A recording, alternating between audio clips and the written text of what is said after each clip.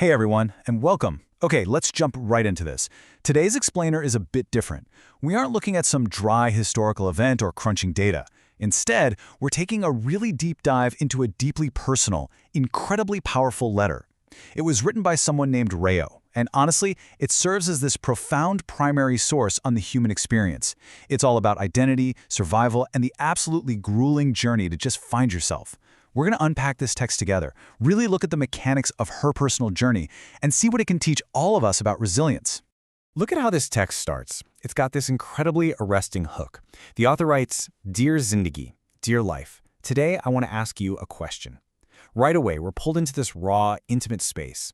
Notice how she isn't addressing a person or society or some institution. She's addressing life itself.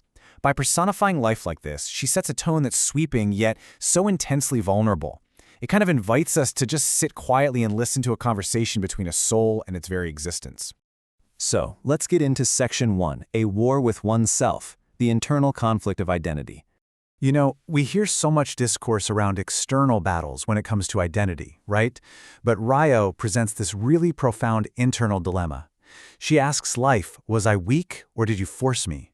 She's desperately trying to make sense of her own suffering here. Because, think about it, when you're forced to fight against your own nature, just to exist in the world, you inevitably start to question your own strength. Was it her own personal failing that made her feel so broken? Or was it the crushing weight of a rigid world literally forcing her into a corner? This is a question pretty much anyone who has ever felt marginalized has probably asked themselves in the middle of the night. The text goes on to frame this conflict so explicitly. Rayo writes that every single day was a new war, a war for her identity. And I want you to notice the language here. This wasn't just some fleeting moment of doubt. It wasn't a phase. She uses the word war. It was an exhausting, relentless daily combat happening entirely inside her own mind. The sheer mental endurance it takes to wake up every single day and fight a war that nobody else can even see, it's staggering. And she captures that invisible exhaustion perfectly.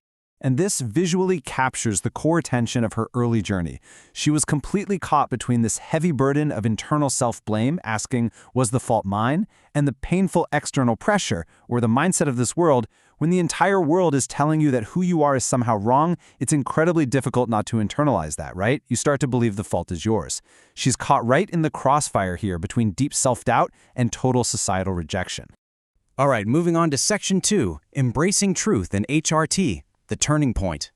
Now, a story of just pure suffering wouldn't really be a journey. It would just be a tragedy. So before she reached her turning point, she went through this agonizing emotional progression. Step 1, she hit herself. Step 2, she broke herself. Step 3, she tried to reason with herself, just trying so hard to conform. She was actively participating in her own suppression, trying literally everything to fit into the mold the world handed her. But here's the crucial realization. Despite taking all these painful steps to comply, she writes that she still found absolutely no peace. The hiding didn't work. Eventually, the friction of suppressing who she was became worse than the fear of stepping into the light. So, after exhausting every possible way of hiding, the breakthrough finally happens. The text reads, "Then one day, I gathered the courage and embraced my truth."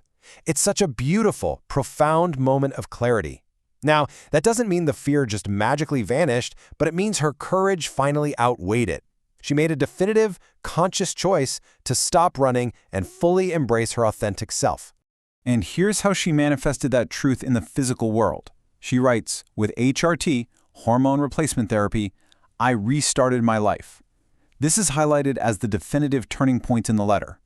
It wasn't just a change in mindset, it was a medical and physical alignment of her body with her true self. For Rayo, HRT is basically described as hitting the reset button on her entire existence. It's the firm boundary between her old life of hiding and her new life of living authentically. But it doesn't just end with a happily ever after. Let's look at Section 3, the price of authenticity, facing fear and loneliness. You know, a more superficial explainer might just stop at the transition and call it a day, call it a total victory. But the source material is way more honest than that. Choosing authenticity didn't erase her hardships. Rayo tells us point blank that nothing was easy. She writes, there was fear at every step, loneliness at every turn. This is the stark, isolating reality she faced after transitioning. When you step outside the boundaries of what society thinks is normal, the world can become a really cold place. Yes, she was finally living her truth, but she was navigating a world where fear and deep loneliness were her everyday companions. The letter conveys this immense, almost suffocating weight of despair in these moments. She admits, sometimes it felt like everything was over. Sometimes it felt like even breathing had become a burden. I really want you to pause and absorb that. The sheer physical act of inhaling and exhaling felt too heavy to bear. It's a powerful testament to the psychological toll that societal alienation takes on a person. It shows us that the path to living authentically is incredibly fragile and filled with moments of intense darkness. Which leads us directly into Section 4, Breathing Through the Battle, the will to fight for oneself. Rayo absolutely refuses to leave us in the dark.